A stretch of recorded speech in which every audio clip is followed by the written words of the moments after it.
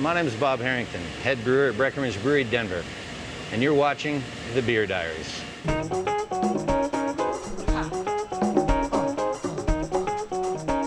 Here we go.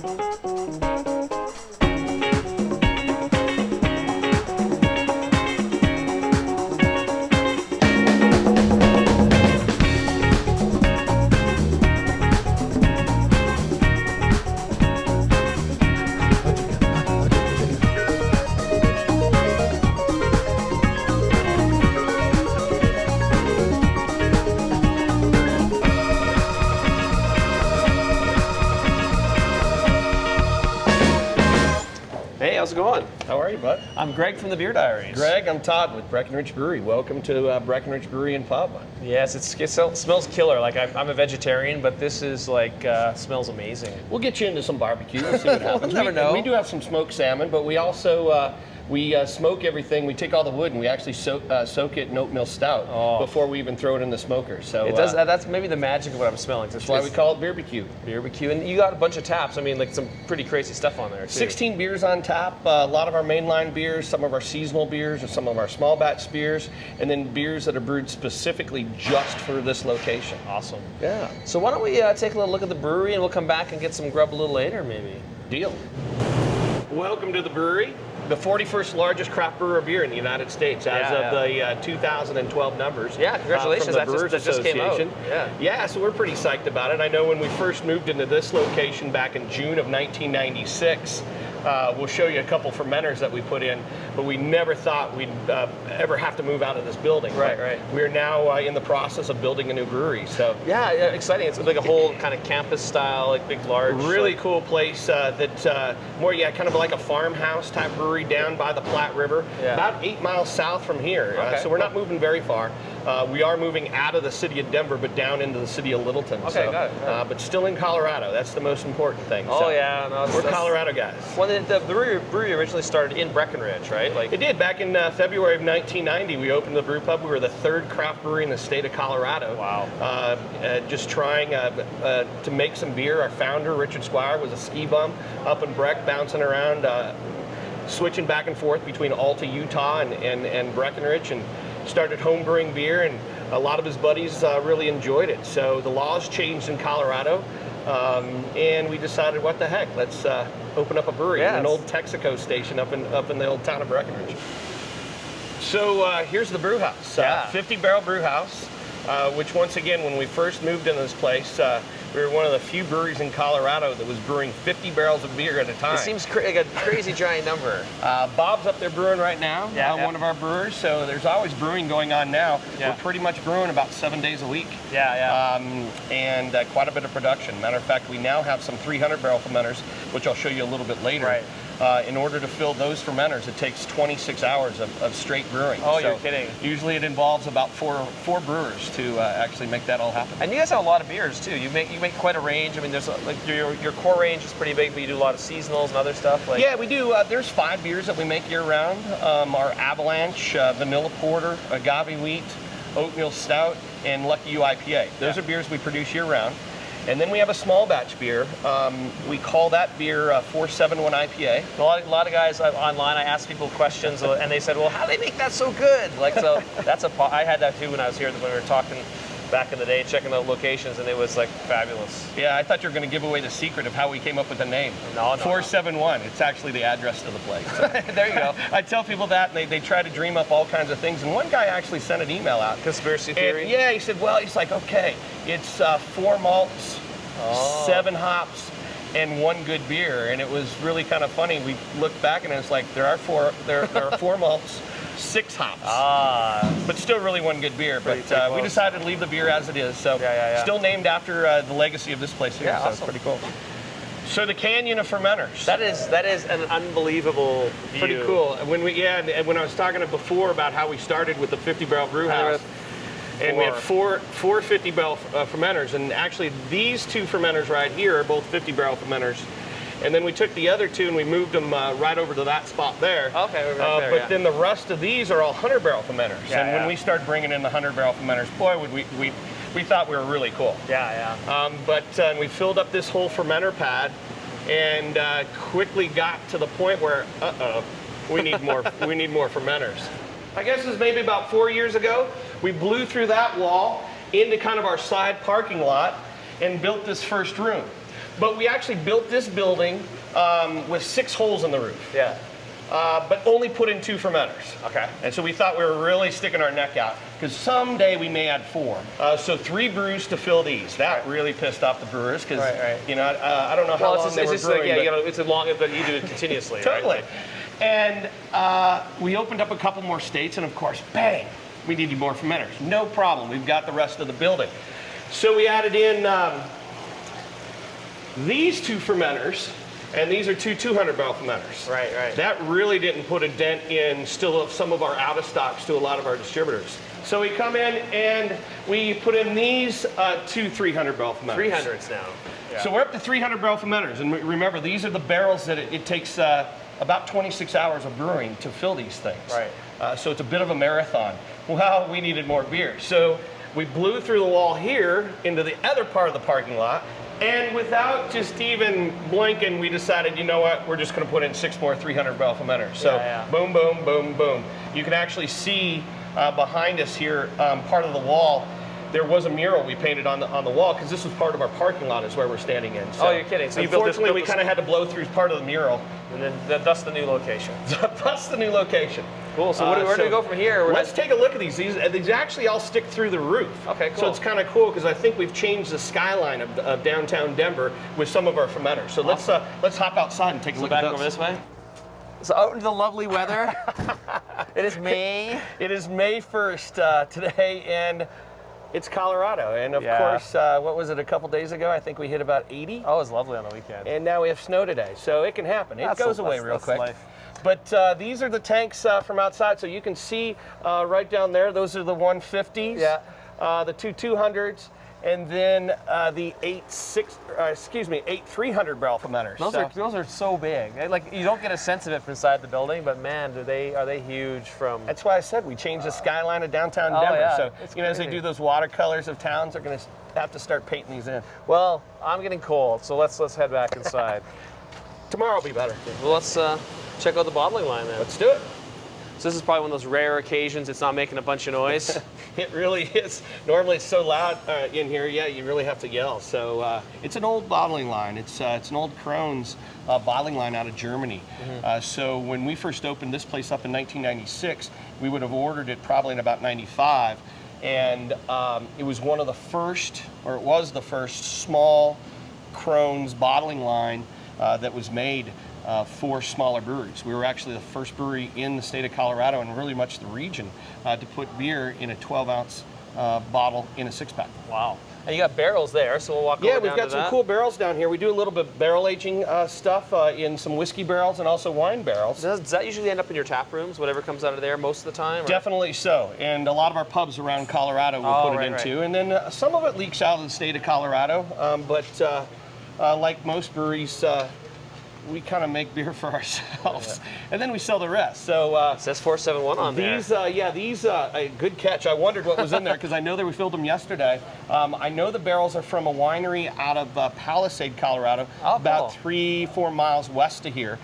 And of course we have the kegs, right? Yeah, this is the kegging line, so it actually works out pretty cool. The guys where it used to be very manual, where they're lifting the kegs and washing the kegs by hand, where this one it does it all automatically. So it'll come down on the conveyor belt, it'll hit this part of the keg wash, and kind of like a car wash, it'll wash the outside of the keg. Yeah, he's got those like blue, blue sort of like. So it's now no longer I can walk into accounts and there's like huge pieces of lettuce still stuck to the side of our kegs from probably 2 years ago. Yeah. A pretty cool machine. Yeah, I mean, and this kind of does it for the tour. I mean, you got a great tap room and some good food. So I think let's go have some barbecue and beers and stuff. Yeah, we're gonna get you a brisket sandwich. Oh no, not this time. Well, enough beer, enough 471. You never know. But I really appreciate you taking us on this. Of course, thank you for coming by. Awesome, that's a pleasure. Well, sorry it wasn't a nicer day, but we weren't outside too much. We're inside drinking beer, so we're good. Hooray, beer!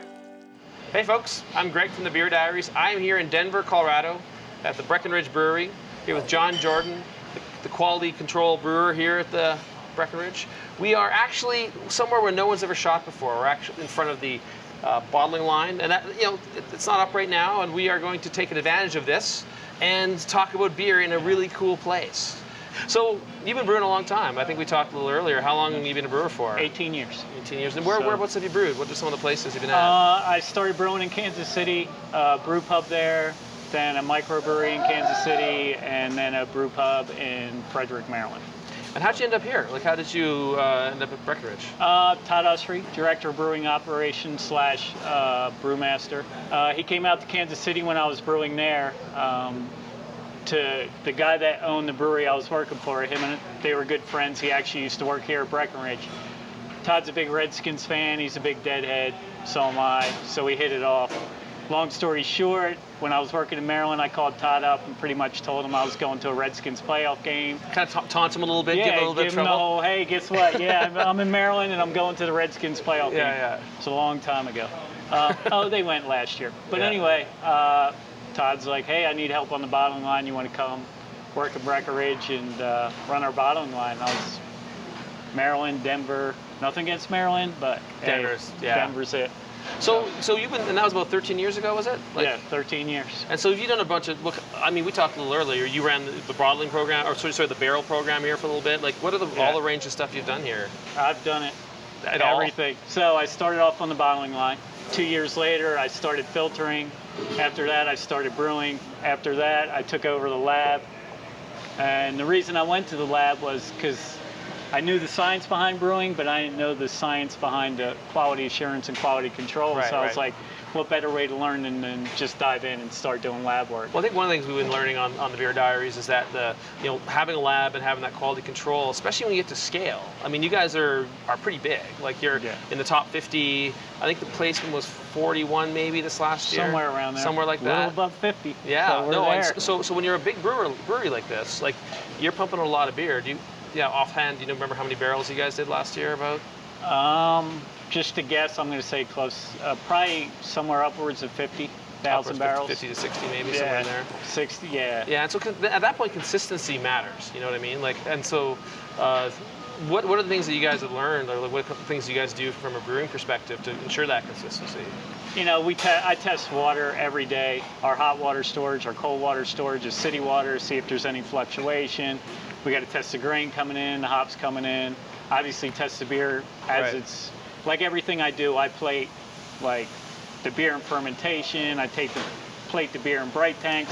So you've turned also like into like a water scientist, chemist, a microbiologist, and brewer. So you got like all these different hats. It's kind of funny, you talk about our growth and everybody's like freaking out because we're getting, we're growing and growing every day. And so I was more worried about everybody else's position, how they were going to handle the growth. And then all of a sudden, the bottle samples I get, went up 50% every week, and I was the one that got like, all of a sudden I'm the one behind going, whoa, we're really busy, and I'm really behind. So what do you think? Why do you think that is? Like, what's happened to cause your guys' growth? Just, good beer, expanding geography. Is that kind of what's happened? Was there any beer that really knocked it out of the park for you? Yeah, vanilla porter. I don't know. You guys did the tour. You saw our room out there. Well, the 300 barrel fermenters, those are funded by vanilla porter sales. So that's like, thank Vanilla Porter for those? Yeah, and it was weird. We opened up the Northeast, New York, Philadelphia. We started in like Pittsburgh and Philly. Yeah. And then we opened up New York, and that's where the vanilla porter growth really took off. Just kind of went boom. And for some reason, which is cool. Yeah. So, we just sell a ton of it out there. That's great. So how many states are you guys in now that you've been expanding so much? We're in 35 states. We just opened up California, the San Diego area, so that's a pretty big push for us right now. Obviously some beer there already. I mean, a great history, but I think your guys' stuff will definitely compete and a bit different, I think, than what folks are used to there. Another thing that's interesting about you guys, you sort of, in partnership with Wincoop, a joint venture, have a bunch of brew pubs and sort of like locations all around the state. I think the state of Colorado is 13 or something like that. Yeah, we got a lot of restaurants, 3 brew pubs, Wincoop, Phantom Canyon in Colorado Springs. Oh, I've been to Phantom Canyon. That's really good. I'm mostly here in our pub in Breck. those guys kind of had their own thing going. I mean, I'll go try the So you beer. do stuff at Breckenridge as well? Yeah. Because that's where it all started. Like, Right. I mean, it's called Breckenridge because of the original pub. Right. In Breckenridge. Yeah. I remember you saying you brewed there at one point? Yeah, a few years ago when I took over the lab, I started, obviously they're kind of like a focal point for us, especially in the wintertime. People... Well, it's a ski destination, right? Yeah. So I mean, like, people, after a ski day, it might be nice to have a delicious beer. Exactly, and we are like right across the street from the base of the mountain. So it's like no-brainer. Yeah, 300-yard walk. Wow. Jimmy Walker, he's head brewer up there. He's doing a great job, and it's like, but I got to go up there. Actually, a couple of our beers have been developed up there. Oh, cool.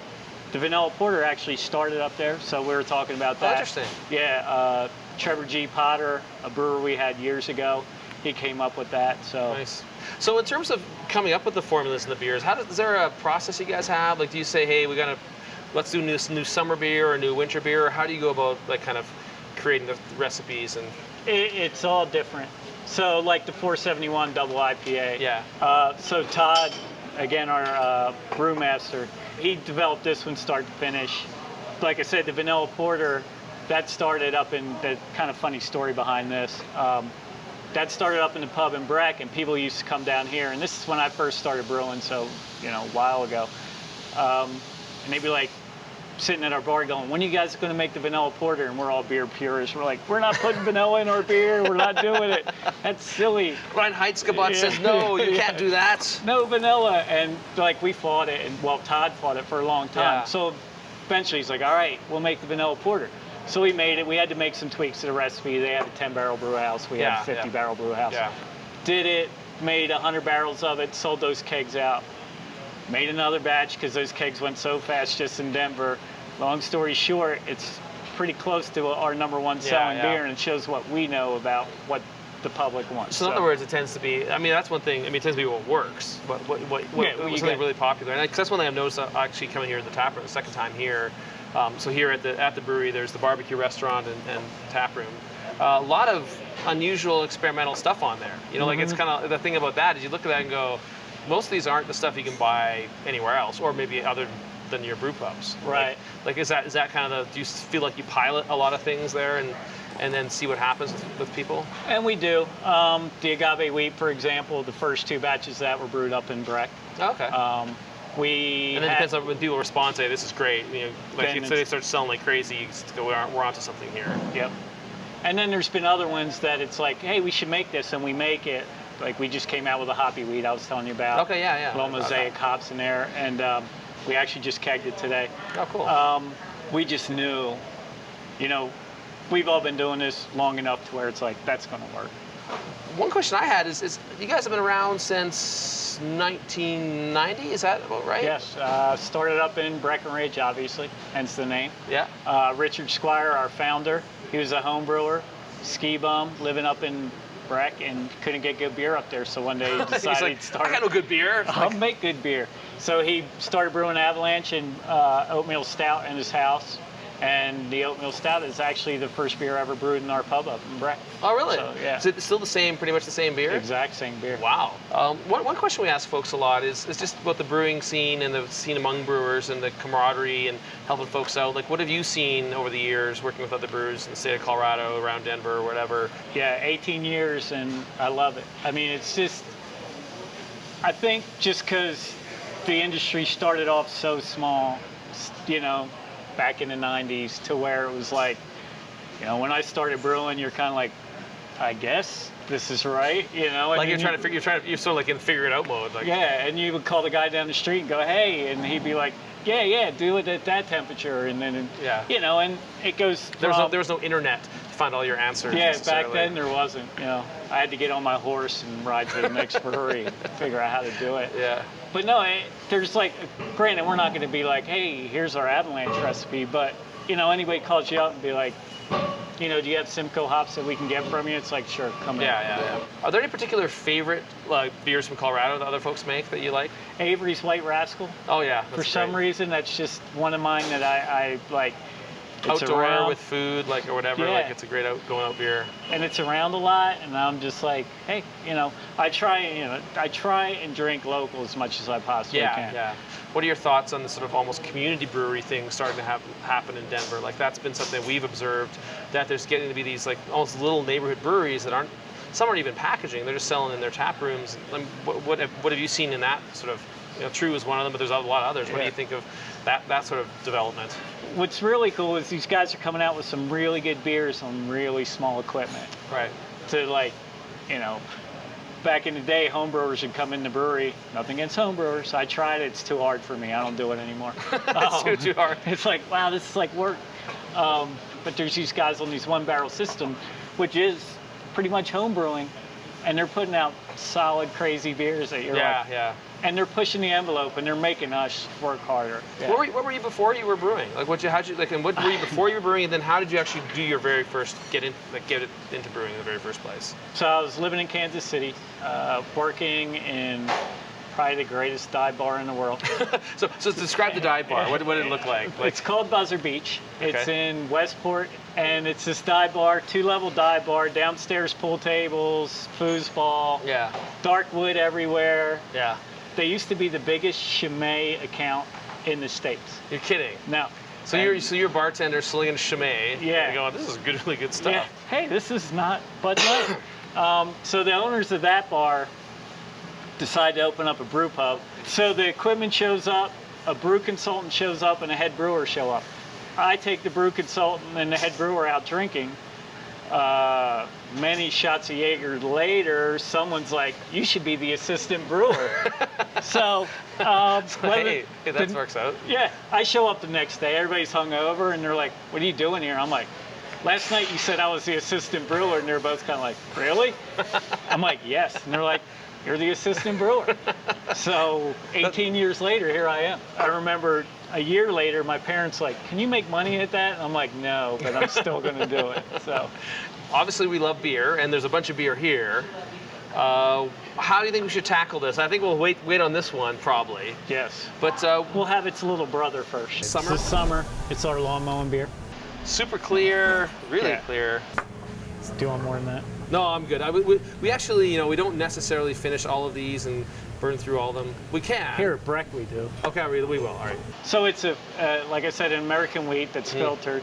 We put a little orange and lemon peel in the boil just near the end. So some people get the aroma, some people It's a don't. little. I almost get a little more graininess. It's almost a little slight toastiness to it, like a little, like the. Well, we use there's a little toasty, biscuity flavor to it, and that's from the malts that we use. Yeah, that's really nice actually. Instead of it just like going away, there's that little hint, and Well, that's what the citrus does. Yeah, it's definitely. It's like sort of my palate is kind of going. Like it's sort of stuck together, and this is the only thing that will take the tongue from the roof of my mouth in a good way. You're kind of like, what is that? And that's where the citrus comes in. Dry, but not super dry. It doesn't go poof. Some of the beers like this will, the moment they touch your palate, they kind of like all the carbonation goes, Yeah. and there's nothing there. But it's actually still nice, a little bit juicy in the finish. Like 4.5% alcohol, That's so very we good, want yeah. to keep that down. And then how long is it? Like through August, September, or how long do you guys usually do it for? Hopefully it's off the shelves by September. Yeah.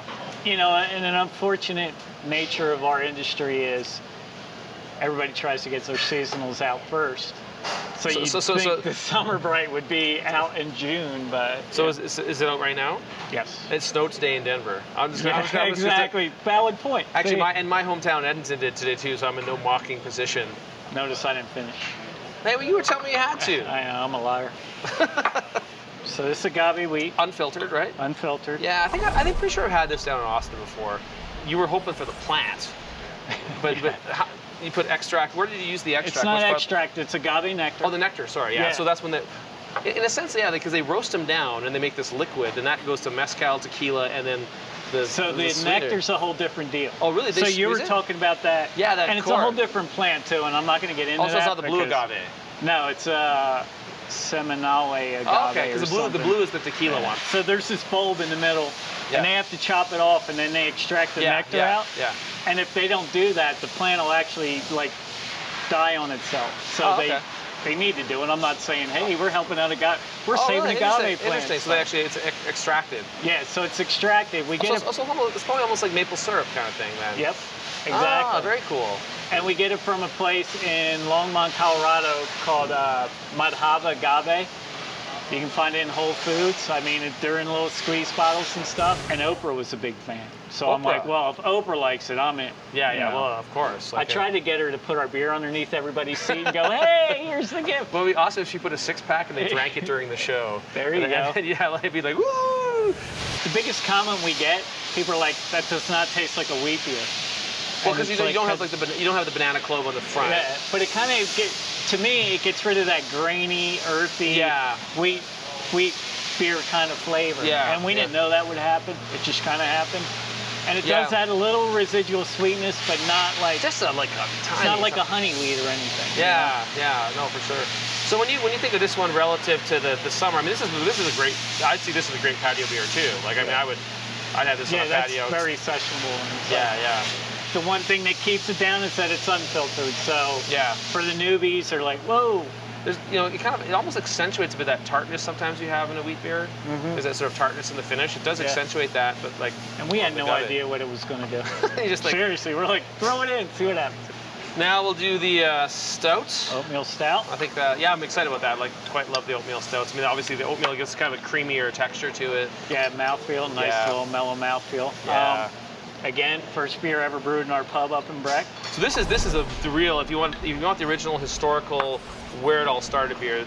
I mean, you said the Avalanche was the second then. Like this was the first. Yep. So this is the first, but Avalanche is pretty much what built our brewery. So let's give this a little shot here. Oh yeah, nice little roasty. 300 pounds of oats in every 50 barrel batch that we do with this. So this kind of labor of love for the brewers. You guys toured the brewery. What you probably didn't notice, the mash tun kettle, and then there's this rickety ladder that comes down. Do they have to carry the stuff up there? We have to carry the oats up to there and put them in because you can't put the oats through the mill. Right, right. No, really tasty. I mean, lots of roasty in this one. Like there's roasty. Dark and dreamy, it says on the bottle, which I think that's about me.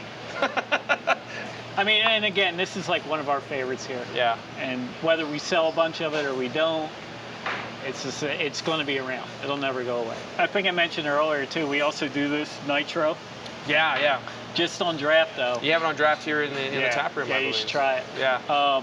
What's cool is to get a CO2 version and a nitro version put them together and try them together, and you could just see how different those gases are and how much the nitro mellows it out. Because it's actually a little bit uncommon for folks to do a nitro plus oatmeal. You know what I mean? Like it's not that, because I mean that's, as you said, the oatmeal gives it like the fullness, the creaminess, plus nitro, which does that even more so. It's like pretty crazy. So yeah. Then we'll do the vanilla porter, which of course, as you mentioned, is the flagship. That has done some. Avalanche is our flagship. Oh, okay. Sorry. Just saying, because the workhorse. Yeah, this is the workhorse. Yeah, yeah. So not like a huge vanilla nose, but just a little bit. Definitely in the flavor, and it's actually, I'll say it right now, it was a great call doing it this way. I wouldn't have done it the way you did it. Like I would have probably done the vanilla porter before the stout, but I mean, if anything, it kind of, for me, is emphasizing a bit more what a porter is about than a stout. Like it doesn't have that huge roastiness, and that the flavor, you got a lovely, just vanilla just kind of goes bam. Like right when you try it, it just kind of hits you, but then just kind of like melts away. Like. And a lot of people think it's going to be sweeter than it is, and we didn't want this ultra sweet beer. Well, I know it's dry. I mean, it's yeah. And our goal was to like be beer first, not like, hey, here's vanilla. Then there's a little beer in the vanilla, back like you said, like tiny bit in those, but then I mean, like, but it hits you, and then just porter, you know, like, and that's actually the thing. Again, the funny thing also for folks to realize is porters more so than stouts actually are quite drinkable in warm weather. Like that may be one of the things that's going so well with you guys with this beer is that you can actually porters, because their body is it's quite a bit lighter body than a stout, especially an oatmeal stout. It's drinkable. I mean, it's dark, but it's drinkable. I love doing beer festivals with this beer because it's like people are like, "What's your lightest?" And I'm like, "Flavor or color?" And they're like, "Flavor." And I'll pour them this, and they'll be like, "Oh my God, no!" I'm like, "Just try it first." Right. And they'll be like. So I think we're on to the 417 small batch double IPA. Yeah, what we call the heavy hitter. Yeah, no, this is a really, like I said, I think my familiarity with this beer, I have to pronounce extra after having all these. We're like, familiarity. When I came to visit the tap room, we were scouting, like meeting with Todd and scouting the location, we had this, and it was just like, wow. I was actually nursing a cold at the time, and I was hoping the hops would help cure me. I thought the 9.2% alcohol would cure you. 9.2. That's it. Wow. So again, yeah, wonderful hoppy nose on this. Yeah. How many do you use? A bunch of hops? How many hops do you use on this? Like, probably We a lot use like of 5, like late Simcoe. editions. And... Yeah. So what makes this different? And again, when Todd was developing this recipe, there was an article out about double IPAs, and there was a guy like lining the bottom of his mash tun with hops, and then people all doing all this. People trying to, yeah. I remember I heard about Dogfish Head and their hop machine that would kind of like dose continually for 60 minutes and stuff. Like do you know what the original one was? It was a pinball machine, wasn't it? No, it was one of those old school. Do you remember the electronic football games? Oh yeah. Yeah, it was one of those. Yeah, one of those arcade machine. And that's where the 90, the 120. Yeah. So we're like, we can't do any of that stuff. We're not going to line our mash tun with hops. So it was like, well, when we're filling the kettle, why don't we start hop additions while we're filling the kettle? Oh, okay, I see. And you use different ones at different times. Yeah, and so while we're filling the kettle 3 different times, we add hops. So we're kind of like steeping and making this hop tea before we even get to a boil or a kettle full. Oh, interesting. So okay. and then the most pronounced hops in this are the Centennial and the Simcoe, and that's where you get that citrusy. Yeah, piney. Like I think you talked earlier, but it's still quite a strong malt profile on this. So obviously 9.2% beer. Yeah, that's where the malt leads to the alcohol. But yeah, it's not. But it's just not overly malty. I've had the occasional double IPA or even IPA, which is too malty, and you kind of lose that bitterness, lose the hoppiness. This one has well balanced, but like strong. Like I mean, this is a strong like bull kind of double. I mean, pretty competitive with almost anything I've had in the double IPA category, I should say. But wow. One thing I do is I declare my favorite, and I was actually pretty sure it was going to be the 471 small batch, but it's actually the vanilla porter. Like, I mean, and maybe the magic of your pour order, but man, like it was also the delightfulness of having it fresh in the brewery. Like, I got a real strong, like I said, like just this wonderful, sudden, fleeting vanilla, and then back to porter. That just, it's very unique, and I think that is an amazing beer. So I'll follow with the most of your consumers and say, hey, that's my favorite. What a surprise! Yeah. Here goes our expansion. Actually, new brewery. Yeah. Well, actually, we didn't even talk about that, did we? The new brewery. You guys, really high level. I mean, a couple of years, you guys may be moving into a brand new brewery just south of here. Yeah. 8-10 miles in Littleton, I think, or. Yeah, Littleton, about 9 miles down the street. Yeah. Actually, the same street.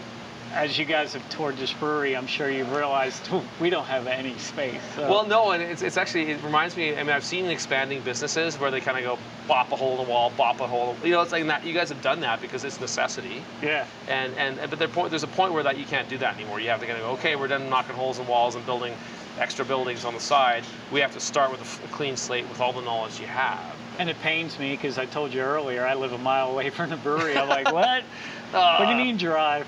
But yeah, I mean, it's exciting because when I got into this, like I said, I was in a little brew pub and, Yeah, that's kind of full circle, isn't it? Like, a lot of what you built yourself by hand as part of the construction crew, and then nominated yourself. Well, those other guys with the drinks nominated you assistant brewer, but and then to get to this, which is quite a substantial.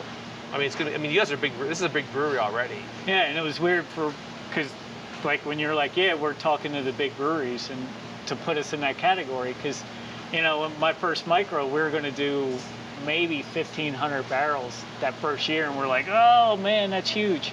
Now I can't even fathom where we are right now. It's crazy. Well, I need to take a little more of this because we're going to do a final cheers. Would you like some as well, or are you? Yes, please. And we'll do like our final cheers and our final goodbye from an awesome time. It's some great beers, very privileged location, and I mean a wonderful brewery, great folks. Thank you. Thanks cheers. For coming in. Appreciate it. Na zdrowie, szlancie, skål. No, I keep scaring me now. I don't even know what we're saying. What you got to do a cheers? What's your cheers? Cheers. Cheers. All right, cool. There we go. Cheers.